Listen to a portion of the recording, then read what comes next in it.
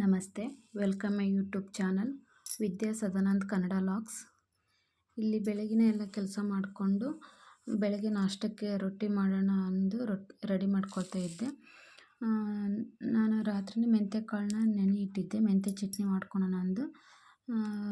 ಈ ಮೆಂತ್ಯ ಚಟ್ನಿನ ಹೇಗೆ ಮಾಡ್ಕೊಳ್ತೀನಿ ಅಂದರೆ, ಒಂದು ಮಿಕ್ಸಿ ಜಾರಿಗೆ ನೆನೆ ಇಟ್ಟ ಮೆಂತ್ಯ ಕಾಳನ್ನ ಹಾಕಿ ಸ್ವಲ್ಪ ಒಣ ಕೊಬ್ಬರಿ ಅಥವಾ ಹಸಿ ಕೊಬ್ಬರಿ ಕಾಯಿ ತುರಿ ಹಾಕ್ಬೋದು. ಒಣ ಕೊಬ್ಬರಿ ಇತ್ತಲ್ವ ಅದನ್ನೇ ಹಾಕ್ತಾಯಿದ್ದೆ. ನಂತರ ರುಚಿಗೆ ತಕ್ಕಷ್ಟು ಉಪ್ಪು, ಚಿಲ್ಲಿ ಪೌಡರ್, ಜೀರಿಗೆ ಹಾಗೆ ಬೆಳ್ಳುಳ್ಳಿ ಹಾಕಿ ಮೆಂತ್ಯ ಕಾಳು ಏನು ನೆನೆ ಇಟ್ಟಿದ್ನಲ್ವ ಆ ನೀರಲ್ಲೇ ರುಬ್ಕೊಳ್ತೀನಿ. ನಮ್ಮಮ್ಮ ನನ್ನ ಈ ಬಾಣ್ತನದಲ್ಲಿ ನನಗೆ ಈ ಚಟ್ನಿನ ಮಾಡಿಕೊಡ್ತಿದ್ರು. ಈ ಚಟ್ನಿ ತಿನ್ನೋದ್ರಿಂದ ನಮ್ಮ ಹೇರ್ ಫಾಲ್ ಕಡಿಮೆ ಆಗುತ್ತೆ, ಹಾಗೆ ಹೇರ್ ಕೂಡ ಗ್ರೋತ್ ಆಗುತ್ತೆ, ನಮ್ಮ ಚರ್ಮದ ಆರೋಗ್ಯ ಕೂಡ ಚೆನ್ನಾಗಿರುತ್ತೆ. ಹಾಲು ಕುಡಿಸೋ ತಾಯಂದ್ರಿಗಂತೂ ಹಾಲು ಕೂಡ ಚೆನ್ನಾಗಾಗುತ್ತೆ. ಇದೇ ಚಟ್ನಿನ ಸಾಸಿವೆ, ಜೀರಿಗೆ, ಕರಿಬೇವು ಹಾಕಿ ಒಗ್ಗರಣೆ ಕೊಟ್ಟು ತಂಬುಳಿ ಕೂಡ ಮಾಡ್ಕೊಬೋದು. ಪೀರಿಯಡ್ಸ್ ಟೈಮಲ್ಲಿ ಹೊಟ್ಟೆ ನೋವು ಇರುತ್ತಲ್ವ, ಅವಾಗ ಈ ರೀತಿ ಮೆಂತ್ಯ ಕಾಳನ್ನ ಯಾವುದಾದ್ರೂ ಒಂದು ರೆಸಿಪಿನ ಮಾಡಿಕೊಂಡು ತಿನ್ಬೋದು, ಹೊಟ್ಟೆ ನೋವು ಕಡಿಮೆ ಆಗುತ್ತೆ. ಹಾಗೆ ಈ ಚಟ್ನಿ ತಿನ್ನೋದ್ರಿಂದ ಕೆಲವೊಬ್ರಿಗೆ ಶೀತ ಕೂಡ ಆಗುತ್ತೆ. ಅವರು ಇದರಲ್ಲಿ ಸ್ವಲ್ಪ ಶುಂಠಿ ಇಲ್ಲ ಕಾಳು ಮೆಣಸು ಸೇರಿಸಿ ರುಬ್ಕೊಳ್ಬೋದು. ಶುಗರ್ ಇದ್ದವರು ಈ ಮೆಂತ್ಯ ಕಾಳನ್ನ ತಿಂತಾ ಬಂದರೆ ಶುಗರ್ ಲೆವೆಲ್ ಕಂಟ್ರೋಲ್ ಆಗುತ್ತೆ, ಹಾಗೆ ವೆಯ್ಟ್ ಲಾಸಿಗೂ ಕೂಡ ಒಳ್ಳೆಯದು. ನಂತರ ಇಲ್ಲಿ ಬೀನ್ಸ್ ಪಲ್ಯ ಮಾಡೋಣ ಅಂದು ರೆಡಿ ಮಾಡ್ತಾಯಿದ್ದೆ. ಒಂದು ಬಾಣಲೆ ಇಟ್ಟು 2 ಟೇಬಲ್ ಸ್ಪೂನ್ ಆಯಿಲ್ ಹಾಕಿ ಕಾದ ನಂತರ ಸಾಸಿವೆ, ಜೀರಿಗೆ ಹಾಕಿ ನಂತರ ಕಡಲೆಬೇಳೆ, ಉದ್ದಿನಬೇಳೆ ಹಾಕಿ ಸ್ವಲ್ಪ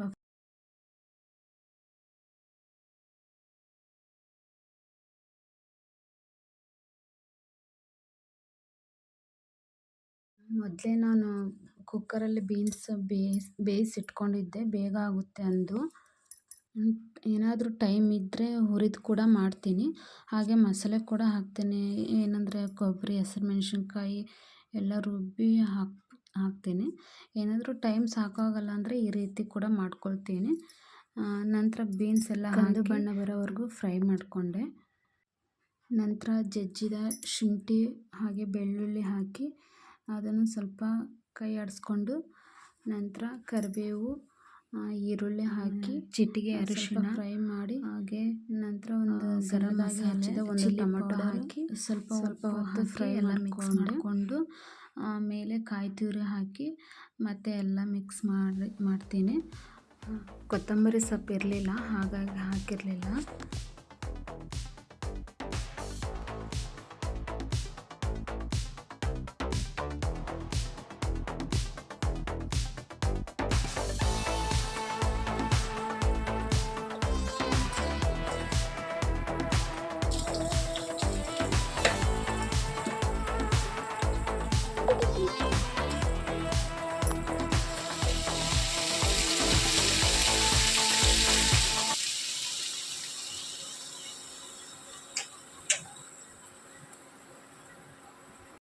ಹಾಗೆ ಇದೆಲ್ಲ ಕೆಲಸ ಮಾಡ್ಕೊತ ನನ್ನ ಮಗಳನ್ನೂ ಮಾತಾಡ್ಸ್ಕೊತ ಇರಬೇಕು, ಇಲ್ಲಾಂದರೆ ಜೋರಾಗಿ ಅಳೋದಕ್ಕೆ ಸ್ಟಾರ್ಟ್ ಮಾಡ್ತಾಳೆ. ಅವಳಿಗೆ ಏನಕ್ಕೆ ಇಷ್ಟು ಉದ್ದ ಹಾಸಿದ್ದಾನೆಂದರೆ ಫುಲ್ ಇದೇ ರೀತಿ ರೌಂಡ್ ಹೊಡಿತಾ ಇರ್ತಾಳೆ. ಮುಖಕ್ಕೆ ಇಲ್ಲ ತಲೆಗೆ ತಾಗಿಸ್ಕೊಂಡು ಅಳ್ತಾಳೆ. ಹಾಗಾಗಿ ಈ ರೀತಿ ಉದ್ದನ ಹಾಸಿ ಅವಳನ್ನ ಕೆಳಗೆ ಹಾಕ್ತಾನೆ, ಸುಮ್ಮನೆ ಆಟ ಆಡ್ತಾಳೆ. ಇಲ್ಲಿ ಹಾಗೆ ಬೇಗ ರೊಟ್ಟಿನೂ ಮಾಡ್ಕೊಳೋಣ ಅಂದು ರೊಟ್ಟಿನೂ ರೆಡಿ ಮಾಡ್ಕೊತಾ ಇದ್ದೆ. ನನ್ನ ಮಗ ವಿಡಿಯೋ ಮಾಡ್ತಾಯಿದ್ದಾನೆ, ಹಾಗಾಗಿ ಆ ರೀತಿ ಬಂದಿದೆ.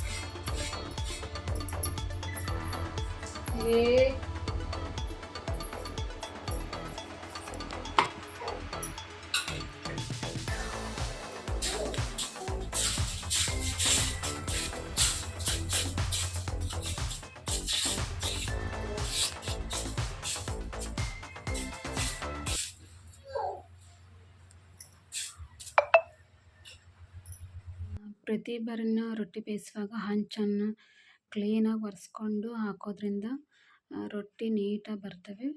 ಒಂದು ಕಾಟನ್ ಬಟ್ಟೆ ತಗೊಂಡು ರೊಟ್ಟಿನ ಕ್ಲೀನಾಗಿ ಒತ್ತೋದ್ರಿಂದ ರೊಟ್ಟಿನ ಚೆನ್ನಾಗಿ ಉಬ್ಬಿ ಬರ್ತವೆ. ಎಲ್ಲಿ ಕೂಡ ಸ್ವಲ್ಪನೂ ಹರಿದೇ ರೀತಿಯಾಗಿ ಈ ಥರ ಕಾಟನ್ ಬಟ್ಟೆ ತಗೊಂಡು ಫ್ರೆಶ್ ಮಾಡಬೇಕು. ಇಲ್ಲಿ ನನ್ನ ಮಗನಿಗೂ ರೊಟ್ಟಿ ಹಚ್ಕೊಟ್ಟಿದ್ದೆ ತಿನ್ನೋದಕ್ಕೆ. ಸುತ್ತಿ ಕೈಯಲ್ಲಿ ಕೊಟ್ಟರೆ ಸುಮ್ಮನೆ ತಿಂತಾನೆ ಟಿವಿ ನೋಡ್ಕೊತ. ನನ್ನ ಮಗಳು ಇಲ್ಲಿ ಮೇಲ್ಗಡೆ ಹಾಕಿದ್ದೆ. ಈಗ ಉಳ್ಕೊಂತ ಇಲ್ಲಿ ಕೆಳಗೆ ಬಂದಿದ್ದಾಳೆ ನೋಡ್ರಿ.